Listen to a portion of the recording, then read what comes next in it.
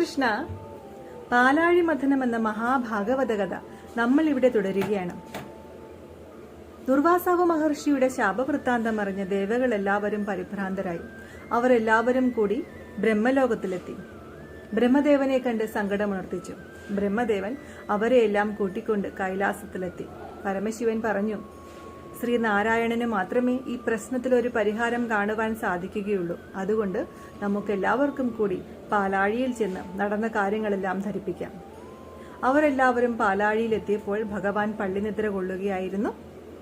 എല്ലാവരും വാഴ്ത്തു സ്തുതിച്ചപ്പോൾ ഭഗവാൻ അനന്തമായ തന്റെ അക്ഷികൾ തുറന്ന് എല്ലാവരെയും നോക്കി മന്ദസ്മിതം കൊണ്ടു.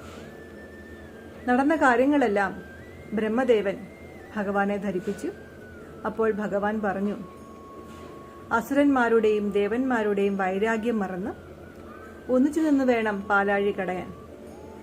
പാശമായി വാസുകിയെ സ്വീകരിക്കുകയും മന്ദരപർവ്വതത്തെ കടക്കോലായി എടുക്കുകയും വേണം.